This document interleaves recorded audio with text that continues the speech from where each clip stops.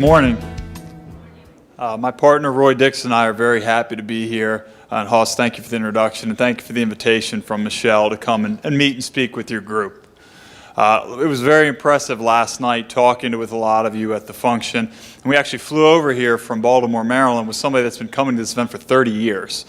That's really impressive, and it also speaks a lot to this organization that this conference has continued for 48 years, and you can just see it in the room last night. A lot of you greeting each other as old friends and colleagues, and the idea sharing amongst each other is really a phenomenal thing to see as an outsider. But as an outsider, you all made me feel very at home last night, so I thank you for your hospitality with that.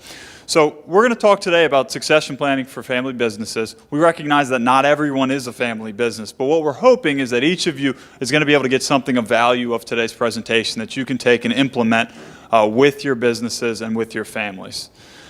Before we do that, one thing I was looking at as the bios were on the screen ahead of time is something missing from my bio is probably my most distinct physical characteristic. If you met me last night or see me standing here today, I'm a pretty tall, kind of awkward-looking guy. And when you're a tall guy like me, you get asked 3 questions about every single day of your life. Anybody know what those 3 questions are? That's number 2. Do you play basketball? How tall are you is number 1. How's the weather up there is number 3. Those 3 questions, not a day goes by I don't get asked those 3 questions. So let's just knock those off right away, okay? I'm 6'8". Yes, I did play basketball, but not all that well. I love the conversations we're going to talk about today, but if I was that good at basketball, I probably wouldn't be standing here today talking to each of you. Phoenix Suns play up the road about 10 miles from here. You know what the minimum salary is in the NBA? Minimum salary? Peter's left. $815,000. So the worst player in the NBA makes it $815,000. So if they want to call me to come play basketball, I'll go back to playing basketball. Third, that Hoss said a minute ago, is how's the weather up there? Get that one a lot too. Wilt Chamberlain, a very famous basketball player. Wilt Chamberlain was 7'2". So he's about 6 inches taller than I was. Wilt Chamberlain was not a big fan of that question. One time a reporter asked him that question after the game, said, "Hey Wilt, how's the weather up there?" Wilt grabbed a cup of water from his locker next to him, dumped it on the reporter's head and said, "It's raining." So today, the point of that for housekeeping is if you do have questions through the presentation, please ask. We do want this to be interactive. I thought the last session was great, a lot of back and forth with that. So if you have questions, please ask them. We've allotted some time at the end as well for questions. We do have handouts. I'm more of a mobile app. I want to look at it on my phone. If you want a handout, Roy Dixon's in the back. You can raise your hand. He'll come bring you one of these paper handouts if you prefer to follow along with that. I have a couple of them here. If you don't mind, you can pass them out.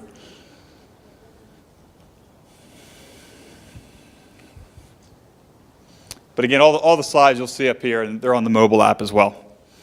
So the first thing we wanted to talk about, and really we jumped this to the front of the presentation, is taxes.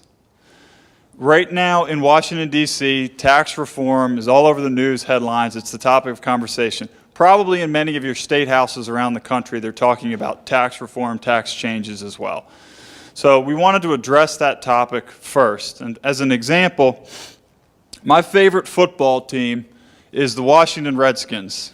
It's my favorite team. My dad took me to my first game when I was, I think, 7 or 8 years old. They played the New York Jets. The Jets scored 3 points, and the Jets won 3-0. And it snowed. So my fandom as a fan of the Redskins hasn't gotten much better since that game.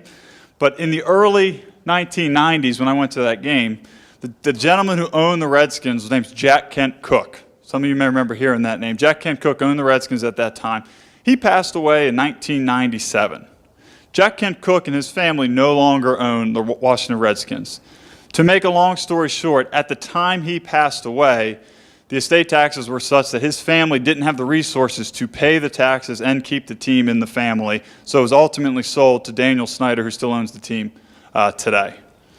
So the Redskins are one of my favorite teams. This is probably my least favorite team in all of sports. Do we have any New Yorkers here? Anybody from New York? What's that? So this is one of my least favorites. And actually, I was talking to Box Score Brands, and they have these Yankee ice cream sandwiches they're going to start next year in stadiums, which I thought was really neat, except I promise you I will never buy a Yankees one. I hope you do really well, and I'll buy all the Orioles ones, but never a Yankees one. But anyway, the reason why a lot of people like me don't like the New York Yankees is really twofold. They always win, so it's annoying to see them win year over year. They also seem to be really lucky, what I would say. They always seem to get the breaks. Things work out in favor of the Yankees. As it relates to this conversation, does anybody know who the owner of the New York Yankees is? Yeah, Todd's right. George Steinbrenner, a long time, was the owner of the Yankees, and his sons still own the New York Yankees now. George Steinbrenner died in 2010. 2010 was a special year for this conversation because the estate tax was repealed for 1 year, and the 1 year was repealed was 2010. So George Steinbrenner and the lucky Yankees, he passed away in 2010. Who owns the Yankees today? Yeah, sons. So it's still in the family business. So yeah, there's many other franchise and valuable businesses that have had that conversation. A few billionaires died in 2010, George Steinbrenner being probably the most famous of them. So very lucky that was the year passed away. We're watching very closely what happens with the estate tax law in Washington. Another issue that we're watching, and it applies to everybody in this room, whether or not an estate taxes are an issue, is cost basis. As someone that doesn't like the Yankees, the one thing at least that makes me a little bit happy, I guess, is in 2010, that was the only year that whatever the basis or the cost of the investment was when the individual died, it carried over to the next generation. So Steinbrenner family is not a client of ours, but I would assume the sons have the cost basis of what George Steinbrenner paid for the Yankees in the 70s. Conversely, everybody else in this room, if they've inherited property in any other year other than 2010, they get a step up in the basis of the investment to the value on the day of death. So it's kind of a complicated subject, willing to talk about it more in detail, but the two things we're watching, what happens with the estate tax law, what happens with cost basis, and will there be changes for that. But with taxes aside, that's an issue that we talk about, but it's really not the driving factor of our conversations about succession planning. Most of the time where we're spending our focus and our energy is this business that's been built, the founders and the owners of it are looking to transfer the ownership to qualified individuals who can continue to run the business. Oftentimes, that's a family member, a son or a daughter. Their concerns are centered around asset protection. It's very hard to build a business. We just heard a moment ago about some of the risks that you have in the changing environment. Asset protection is always a concern we have with clients that we're working with, so that's something we're going to touch on. Keeping the business in the family.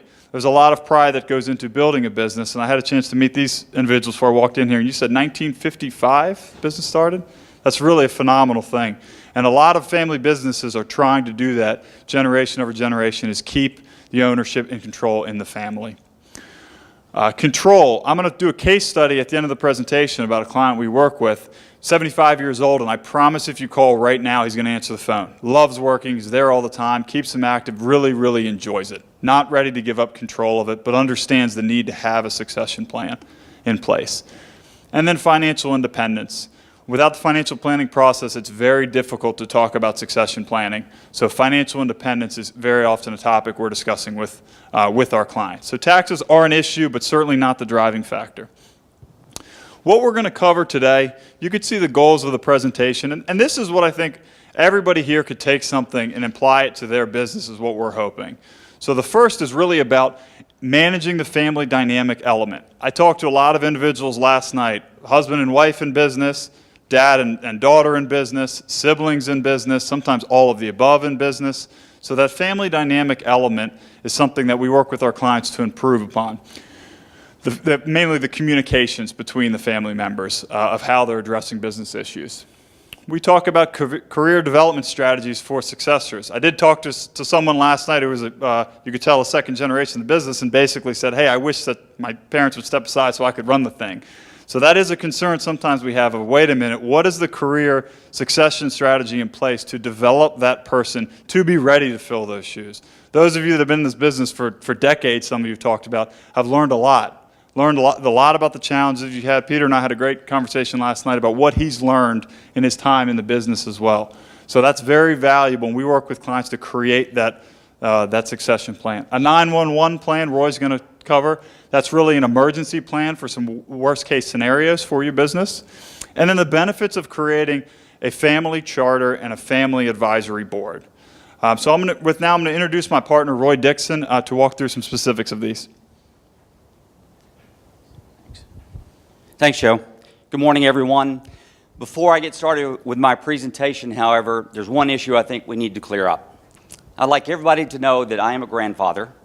I've got 3 grandsons, the oldest of which is 3.5, and to them, I am Papa. Last Friday, my 3.5-year-old grandson was having breakfast with his mother and younger brother. TV was on in the background. A news story came on about Joe Biden, and the 3.5-year-old pointed to the TV and said, "Is that Papa? Is he Joe Biden?" In case any of you are confused, I'm not Joe Biden up here doing succession planning as a side gig, okay? But my hope is, now that I shared that with you, next time you see Joe Biden on the television, you're going to think of me and think about the subject that we talked about today. My name is Roy Dixon, and I'm excited to be here today to share with you my experiences of working with the greatest businesses in the world, which happens to be the family business. For the last 2 decades, it has been my privilege to work with business owners of family businesses, and I've got to share with you that the family business is a rather unique animal. Why?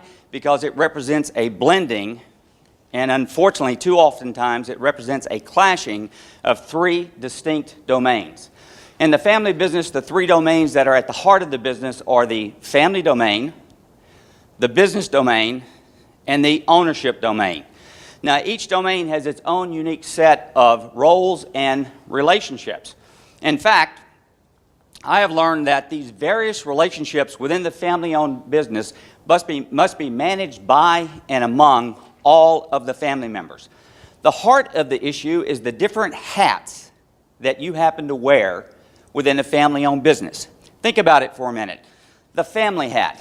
You can be a husband and wife, you wear that hat, and then you're also the parent to the child, which is a different hat within the family domain. On the business domain, you're wearing the employer hat to the child as the employee, typically. On the ownership domain, we get into the owner versus the non-owner, majority versus minority, and then sometimes you've got co-ownership, which is going to bring that domain into play. But in the family business, it even goes further than that. We can talk about active family members and non-active family members, which is going to get the family and business domain interacting. And then we talk about successorship and future heirs, which is going to bring the family, the business, and the ownership domain all into conflict. So my definition of the family-owned business is any business in which business relationships and family relationships impact each other in a significant way. Therefore, life and relationships for those within a business-owning family are simply more complex and challenging, and that's a fact of life. Now, let me give you an example to illustrate this point, and in particular, let's talk about a business decision and how it impacts the family-owned business when you're talking about the difference between a family member and a non-family member. Let's assume that 30 years ago, my brother Bob and I decided to go into business together. We created a partnership. He owns 50%, I own 50%. We decided to purchase an auto dealership, a Ford store. Because Bob is very outgoing, we decided that he would handle both new and used car sales. I'm kind of a numbers guy, so I'm going to handle the parts and service department. And for 30 years, the business has been going gangbusters. We've been growing, we've acquired additional dealerships, everything's been going fine. But 5 years ago, the service manager that reports directly for me decided to retire, and we had to replace him. Brother Bob had a good friend, Larry, that he went to college with, and Larry works for a competing dealership down the road. We offered Larry the job, and he accepted, so we hired him. When we first hired Larry, based upon his experiences and knowledge, it was dynamite for the business. We were growing, our profits were improving, we couldn't have been happier. Larry was also great with the customers and the employees alike. So it was a marriage made in heaven for about the first 4 years. A year ago, something happened and something changed with Larry. All of a sudden, he's showing up late to work. We caught him drinking on the job several times. And he's got an attitude now that upsets both the customer base and the employees. We've been working with Larry for a year. We've tried to get him counseling. We gave him time off. We've done everything we can to help the situation, but unfortunately it came to a climax today because a senior service writer and 2 mechanics came into my office and said, "We're going to quit if you don't terminate Larry." Well, I've had it with Larry at this point in time, so I bring him into my office. without consulting my brother, based on the facts in front of me, I fire Larry. Go pack up your goods, you're out of here. Afterwards, I call my brother and say, look, I hate to share this with you, but I just had to fire Larry because this is what happened. Bob was disappointed that I fired Larry, but he understood. He understood the business circumstances and he understood the rationale. When I drive home at night, I always call my mom to check in on her because she's got some health issues. So when I called my mom that evening, she said, Roy, how did your day go? I said, unfortunately, I had to fire Larry today. Mom attends the holiday parties, so she knows Larry. She knows the challenges that we've been having. And she said, that's really unfortunate. I know he's close to your brother Bob, but he's young. Hopefully he'll get the help he needs. He'll solve his problem. He'll find another job. Everything's going to be okay. And then Mother starts talking about, when am I going to bring the grandkids over for the next visit? When I go home that night and have dinner with my wife, and she says, Roy, how did your day go? I say, well, unfortunately, I fired Larry. And she says, I'm sorry to hear that. I know that Larry and Bob are close, but you've been having problems. He's young.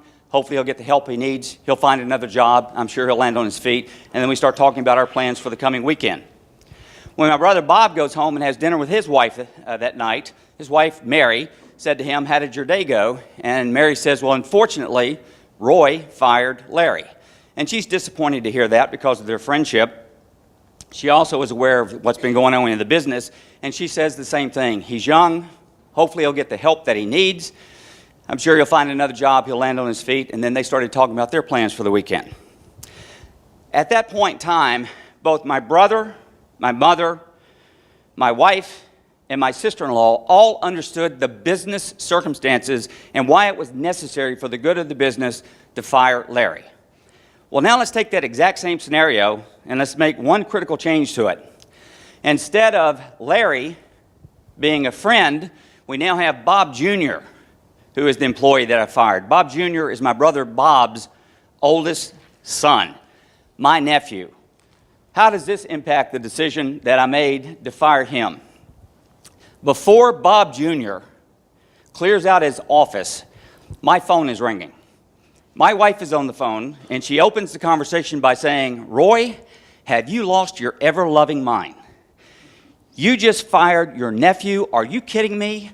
We have Thanksgiving dinner 2 weeks from now, and do you think that the family is going to show up as a result of this?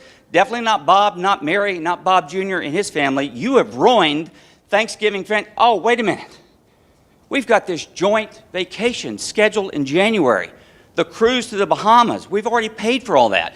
They're not going to go now. Mary's going to insist that we pick up the cost for all that because you fired Bob Jr. This is a disaster. While I'm trying to get my wife calmed down, my phone light is lighting up like crazy. I'm thinking there must be some business emergency going on, so I tell Laura, my wife, I'll talk about it tonight. It's going to be fine. It was the right business decision. I pick up the phone. My office manager says, your mother's on the phone and she's crying. You need to talk to her and find out what's going on.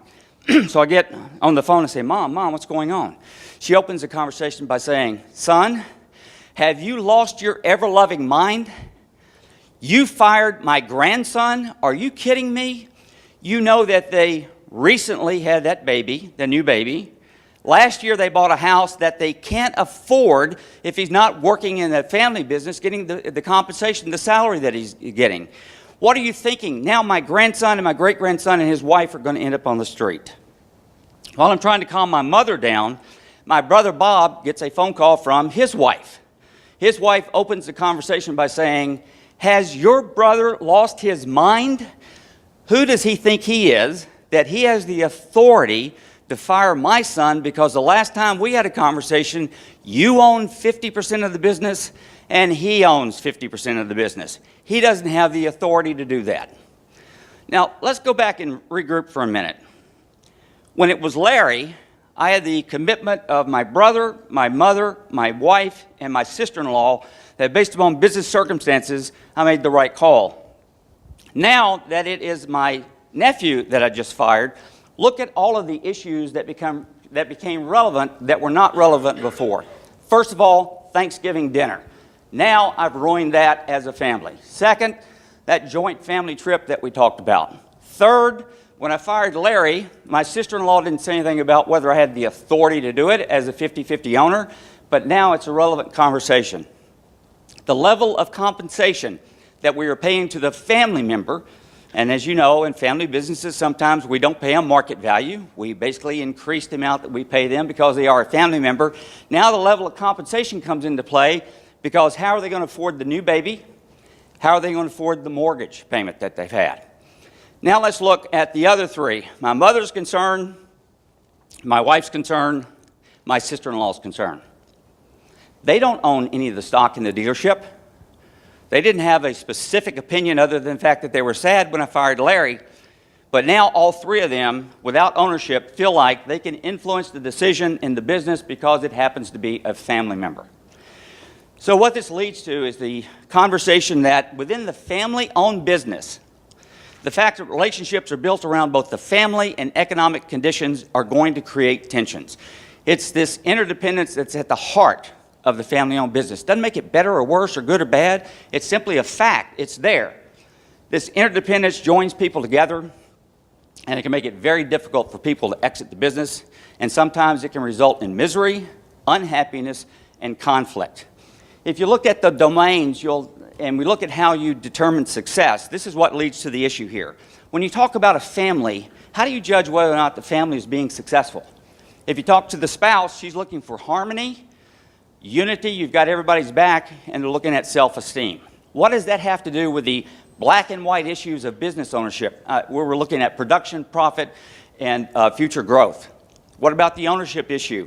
I'm concerned if I'm an investor in your business about the return on my investment, whether it's going to be appreciating in value, and the amount of risk that's associated with it. We didn't talk about harmony and didn't talk about unity necessarily when we talked about the last two. So the fact of the matter is, how you determine, how you measure success is going to create these tensions within the family-owned business. It's a fact of life. You can't get around it.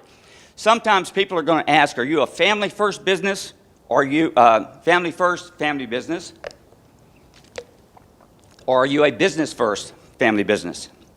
In my opinion, it's the wrong question to be asking, because that seems to imply that one domain is more important than the others and should always come first.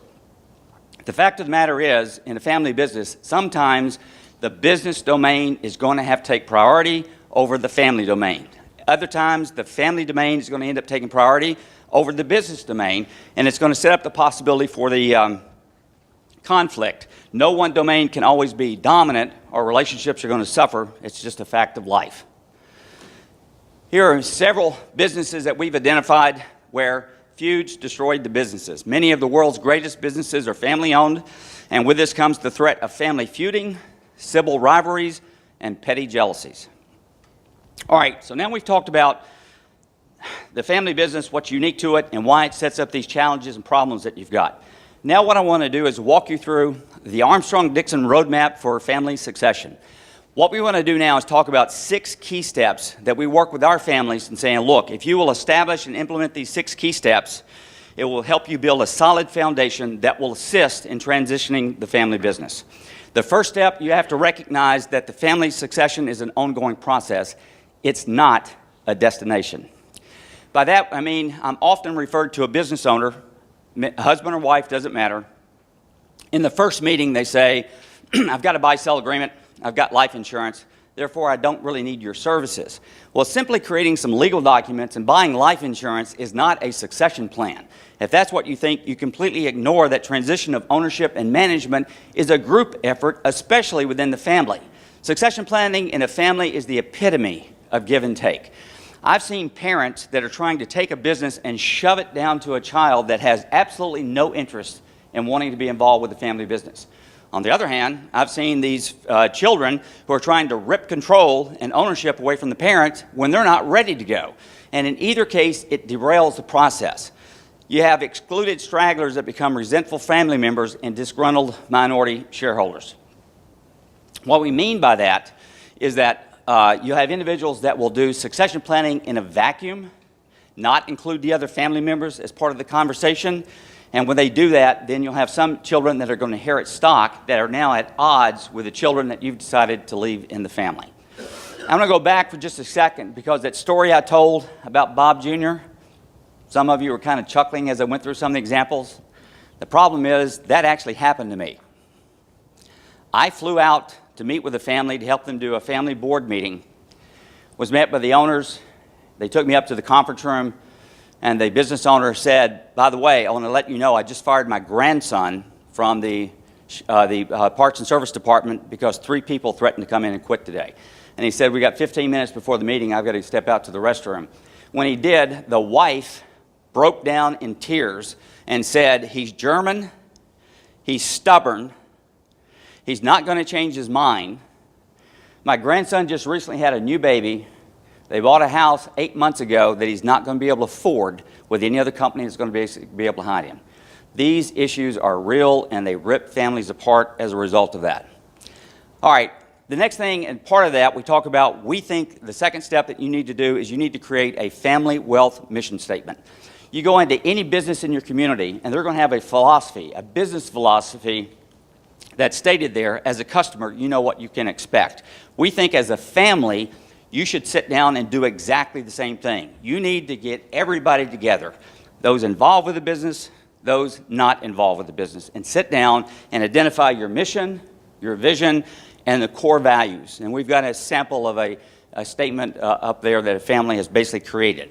This pulls everybody together because I have seen children who are not involved in the business take greater pride in what has been created by a parent or grandparent and what it means to the community than a child that works in the business where they treat it simply as a job. I'm here for a paycheck and I could care about anything less.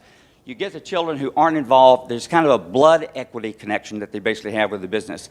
And it means a lot as a family to give them an opportunity to put their 2 cents in about what the family means to the local communities. Step 3, you need to create what we call a family charter. These are the rules of the road that a family is going to operate by.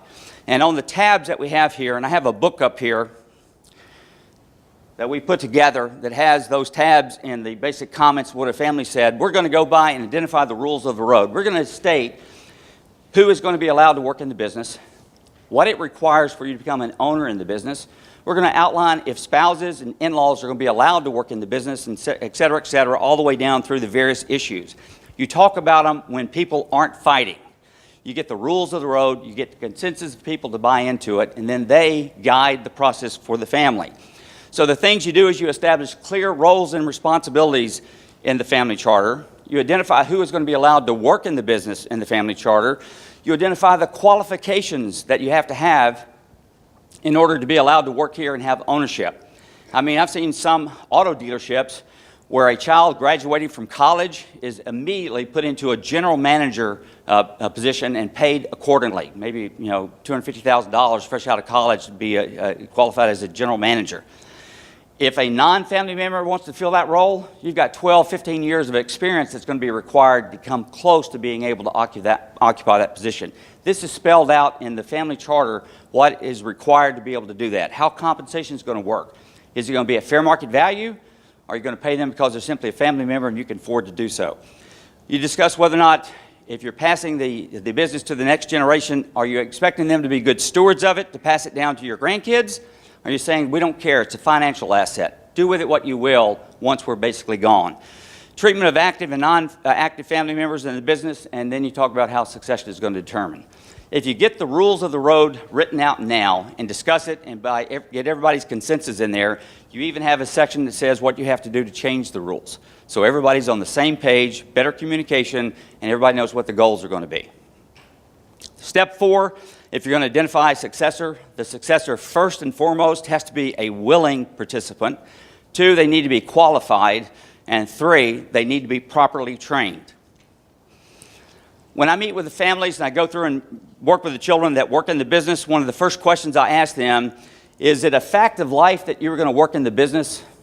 In other words, since the age of 13 or 14, have you known that you've been destined to come work in the business? Or is it a fact of choice? Are you here because you want to be here? Do you have that passion? Do you have what we refer to as the fire in the belly that typically the founders of your family-owned business had when they got involved with this and put up with all the aggravations? Most of the family businesses I've worked with over the years have come within a whisper of losing everything, and then they built it back up from that. So the children need to understand they're standing on your shoulders. You've already laid the foundation. You need to be clear how you want them to take it to the next generation. And one of the hardest things for the business owners to do is to objectively look at your children to determine, do they have the skill set in order to really run the business, or do you need to look outside of the business and bring in somebody that's capable of doing it? They can still own the business, but they didn't necessarily have to run the business just because it's a family business. When I was growing up, I loved to play baseball. Based on my size, I was a second baseman. I could turn a pretty good double play, and I had a little bit of speed at that point in time. I wanted to play for the New York Yankees, the team that he hates. But I didn't have the skill set. And I had someone that gave an objective opinion about the fact that I didn't have the skill set and I wasn't going to be able to do that. Who is providing that for your family business to help look at the kids to be sure they're properly trained and determine if they've got the skill set to run it? I've walked into a business before where the business owner said, look, there are 5 of us in the business here. It's me, my 2 brothers, and I've got 2 cousins. But I want it known my son is going to be the next owner of this company, or is going to be the president of the company. And when I set the child down and said how things are going, the first words out of his mouth were, please tell Dad, I do not want to be the president of this company. I don't have the skills. I don't want to put up with the aggravation of all my cousins fighting over the family business that I've seen my dad, his brother, and his cousins go through. I want to do internet sales, and I'll be the best creator of an internet sales department in any auto dealership in the world if they'll let me alone, and I'll bring something valuable to the bottom line of the business, but I don't want to be the owner. So we develop a career path plan for all the families that we work with. If you have a child that's going to work in the business, you sit down and say, okay, what is the path to be able to get them qualified to sit in your chair as owner? What parts of the business do they need to pick up experience and learn so that they're qualified to do that? Clearly define their roles and responsibilities, match those roles and responsibilities with their unique abilities, hold accountable and measure them, and come up with a timeline of how much time they need to spend in this job before they move to this job, to the point where they're qualified to sit in your chair. Now, one of the issues I'm going to talk about now is creating a 911 plan. This came about because I started working with a family a few years after the owner of the business suffered a massive heart attack. He happened to be in the automobile industry. He had 27 automobile dealerships. The floor plan financing to be able to keep cars on their floors took $130 million. The bank knew, they had one bank, by the way, they're called a captive. They had one bank that loaned him $130 million. He suffered a massive heart attack. They weren't sure he was going to survive, and the bank knew that the kids were fighting. And I'm not talking about a little bit of fighting. I'm talking about massive amount of fighting. And it so happened that they had manufacturers' agreements that said if the heirs are fighting each other and they get lawyers, that's a reason for us to take the dealerships away. The bank got nervous. They froze the line of floor plan financing while the individual was in the hospital, intensive care. They were out of business for a week. Then all of a sudden they said, where are the legal documents for Dad? Who's in charge of this? Who's in charge of that? Who are the people that we need to contact? It was a mess. So after I started working with the family, we decided for every family, you need to create a 911 plan. You need to sit down in a book. We've got another example of that up here. You can take a look at what we've done, where you identify your written instructions. If you don't show up on December the 1st for business because of your death, what are your instructions to your heirs and key employees? You need to identify where all your important documents are located. You need to identify every key advisor. You need to identify the banks, the different loans that you've got, where those agreements are, because sometimes there's a covenant in the bank agreement that says they can pull the loan if you die. Or there are other covenants in there that could basically impact. You need to be aware of that. More importantly, your heirs need to be aware of that. Are there any compensation agreements that you would change? If you're sitting on a cloud in heaven and looking down and saying, oh gosh, this key person is going to leave with a competitor because he doesn't know if he's got a job or if he can work for my son or daughter, do you need to have somebody sit down with them and change their compensation plan to be sure that they're going to stay in the business and be sure the business is going to succeed to help your family? Who informs the employees and reassures them that the doors will be open, you are going to get a paycheck as a result of this, we've got a plan in place that's going to be fine? And are there any franchise or vendors or clients that you need to contact individually? let them know about the event, but tell them we're going to be fine, and schedule any necessary appointments as a result of that.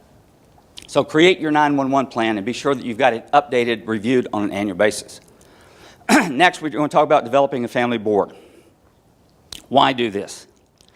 Remember when I talked about the different domains and I talked about the different hats that you wear? Every time I work with the family business and I talk to the kids, they say it is difficult at times to understand when I'm having a conversation with either mom or dad, whether I'm talking to my parent, if I'm talking to my employer, or if I'm talking to my business partner. It gets muddled. And they say clearly, if it's a parent-to-child conversation, it's a one-way conversation. If it's employer-employee, or if it's as a co-ownership, sometimes dialogue is encouraged.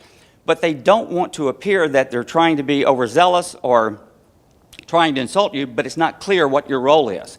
When I talk to the spouse that's not involved with the business, they always say, I am sick and tired of every time that the family gets together to have a Thanksgiving dinner or holiday vacation or something of that nature, the business issues spill over into the vacation and it ruins everything for everybody, even those that aren't there that are involved with the business. So we feel that you need to create a forum where business matters are clearly discussed. You have an agenda that everybody knows that they can add to, and it's systematic so that every time you get together, monthly, quarterly, whatever you need for your business, you follow the agenda. And it's the company forum where business issues are discussed. So in a couple of weeks when you get together for Thanksgiving, no business discussions are allowed. There needs to be a time when a child can be that with the parent. There needs to be times when you're talking to an employer or your partner, and you need a place which clearly defines for all where you draw the line. And that's what the Family Advisory Board is going to do. So you separate the company forum from Thanksgiving dinner. Now, what it also allows you to do then, this is where you talk about training the successor. This is where you talk about improving the communications that you have amongst everybody, not only family members, but key employees. You talk about identifying roles and responsibilities within the companies. You talk about your vision, your mission. This is where you talk about, I'm going to buy a new dealership. I'm going to buy a new franchise. I'm going to do this. This is how you train them and work out the details and share how you came about the decision to do that. You talk about reviewing key financial statements and reports, and this is where you hammer out the details for the family charter. This is absolutely critical, based upon our experience, to help the family business get along. All right, we've been talking now about the challenges that family businesses face. We gave you our roadmap, the 6 key steps we think if you implement, gives you a better chance of doing family succession. So to pull it all together now, we're going to talk about 3 strategies: estate planning strategy, business planning strategy, and financial planning strategy. Clearly, it's beyond the scope of this seminar and the time that we have today to get into these into any great depth. However, there are certain key concepts that we think that you need to understand, and a couple of tools that we're going to give you. So when you sit down with your advisors, you can use this conversation, the points that we're going to illustrate, and the tools that we're going to point out to you to help facilitate the conversation to be sure that you're on the right track. With estate planning, the first thing that you need to understand is that you cannot do estate planning and business planning in a vacuum. These 2 strategies are inextricably linked. They are tied together. I still see attorneys that try to do estate planning documents on the side and then try to put together a buy-sell agreement or work with the shareholders agreement without knowing what the ultimate goal for each planning happens to be. It ends up being a disaster. There's a possibility that you need children involved with the business to be identified as the trustees of some of your estate documents so that they've got the coordination set up the way that you need to have it set up. So you need to coordinate with the business ownership. You have to have documents that are flexible because of the thing that Joe started off with. We don't know what's going to happen with the state tax laws. And even if they do something now, it may change in 5 years or 10 years. When you work with your attorney, they need to build in the kind of flexibility that if it basically goes head over feet or whatever, then you've got some flexibility to make some changes in the documents, even if you're talking about an irrevocable trust. There are things like special powers of appointment that you can put in there that will give you the ability to make changes. You need to seek to minimize taxes as best you can so that you're not going to have to come up with a lot of cash to be able to pay the tax along the way. So what we do with our clients is we have the estate planning pyramid. This is the tool I made reference to. You can use this with your advisors to sit down based upon your family goals to determine how far up the pyramid you need to go. And hopefully this will help you ask the right kind of questions. First of all, we assume that all of you have done some type of fundamental planning. You've got some legal documents, and hopefully you've talked about asset titling. Some of you may have taken the next step to do basic planning, where you're talking about making annual exclusion gifts, that $14,000 that you can do either in cash or stock or something of that nature. But then you need to look at the intermediate planning. If you're going to do significant planning for these businesses, you've got the ability to give away, either during life or at death, $5,490,000 for each of you. So a husband and wife currently can give away almost $11 million in value to children or grandchildren or to a trust, a non-spouse, if you will, and be able to make transfers, and you can take discounts, valuation discounts. So if you're talking about gifting corporate stock or selling corporate stock, these are strategies you need to discuss with your advisor to be sure that you know how to maximize it. Then if you want to get into the advanced planning, which includes using some sophisticated trust, the bottom one there, intentionally defective grantor trust, if set up properly, that's a way that you can sell your business to the trust and not pay 1 nickel in capital gains tax. So as a parent, if you're trying to sell the business to a child so that you got an income stream coming in to meet your financial needs, this is a very effective tool to be sure that you can do it and avoid the taxation that goes along with it. And then if you're charitably inclined, if you want to be absolutely sure that you don't pay a nickel in state taxes, you need to work with your advisors to go all the way to the top. Now, one issue I want to address, if I can quickly, is the issue that comes up every time that I talk with the family, and that is about how to treat the children equally involving the business. So if you have 4 children, you have the business, you're saying, look, I've got to be fair, and fair is equal, which means the child in the business, the one child is going to get 25%, and the 3 children not in the business, they're each going to get 25%. That's just the way it's got to be. Well, think what you're doing to the child in the business. Would you agree to terms of that nature if your parent had set it up that way, that you are going to work in the business, you're going to get 25% of the profits, but 75% of your sweat equity is going to be paid to siblings that aren't involved in the business?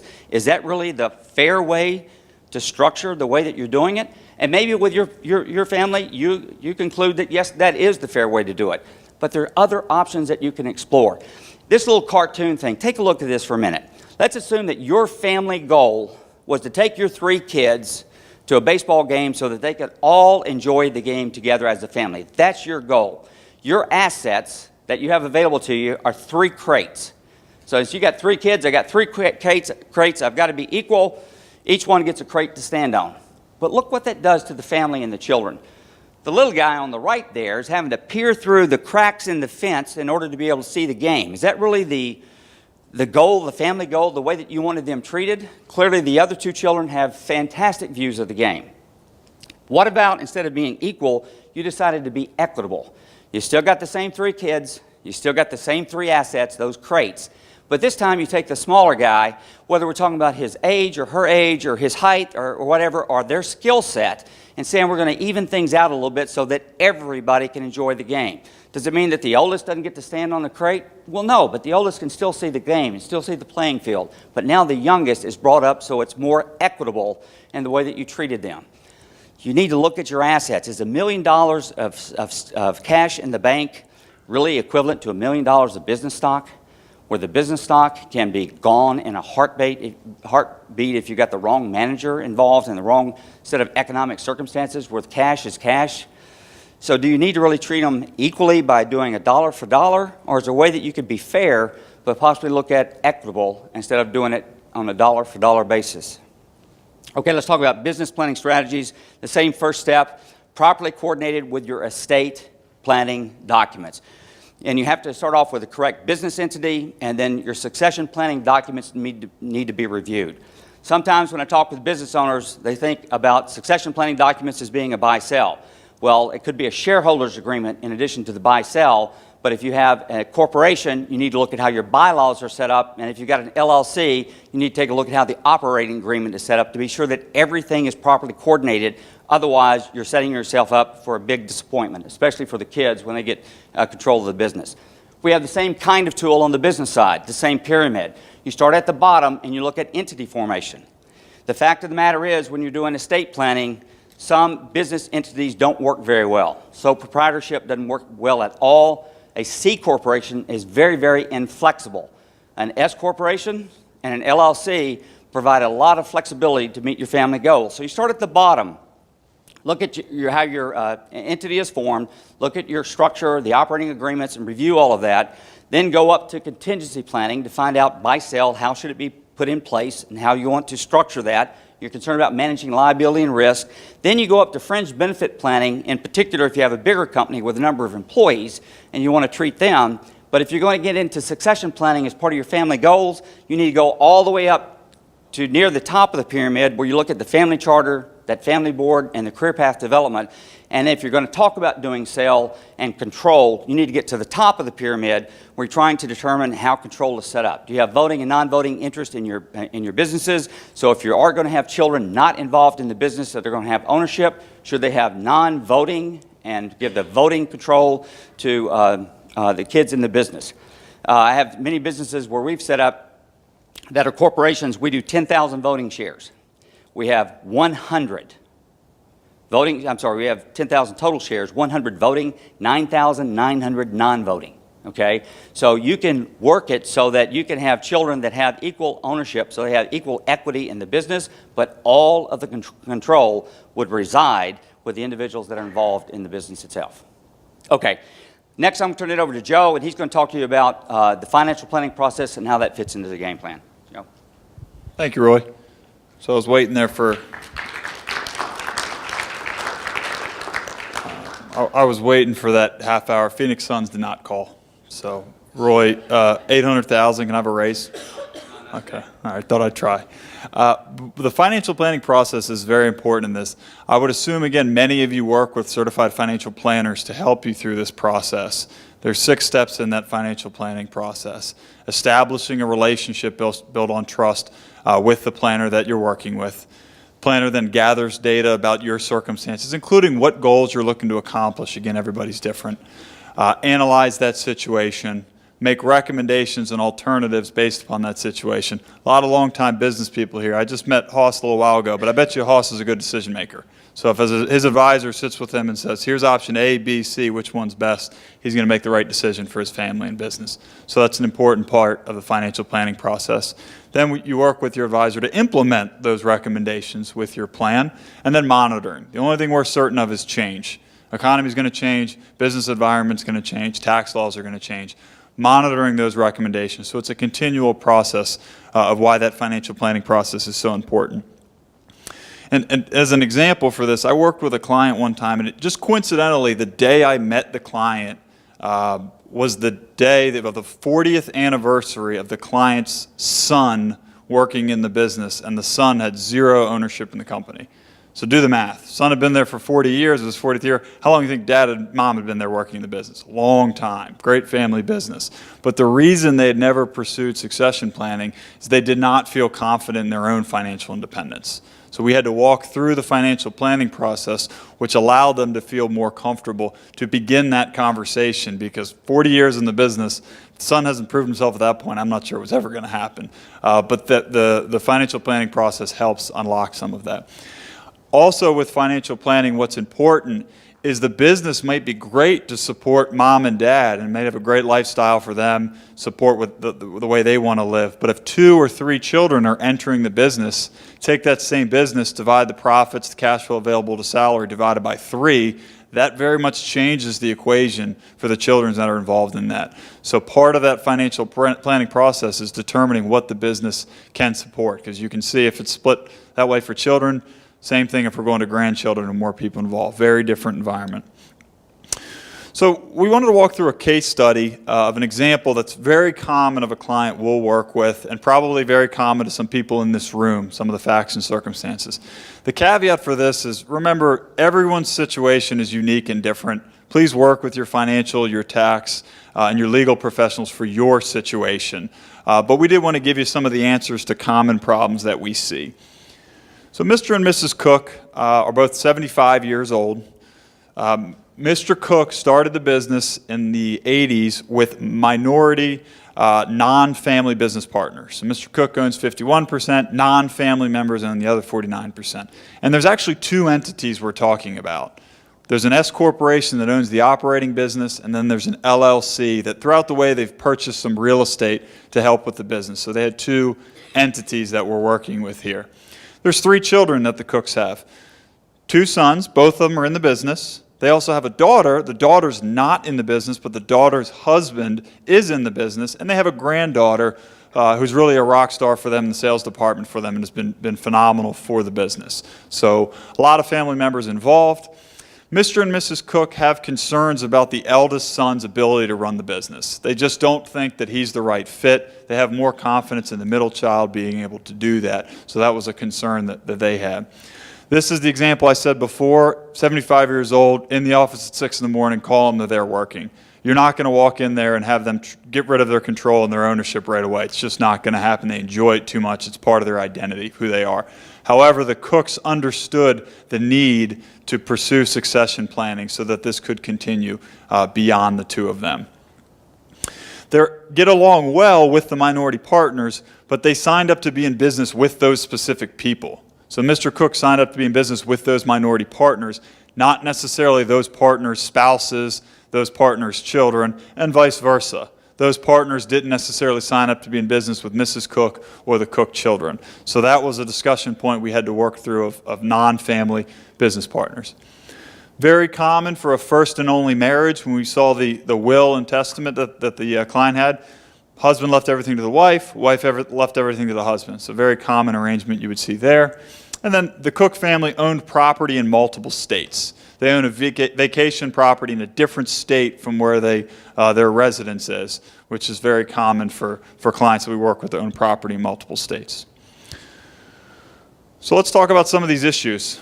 The first is financial independence. As I mentioned before, until we're walking through that financial planning process, there's not much we're really going to be able to do until the Cooks have a confidence level in their plan of what they have together.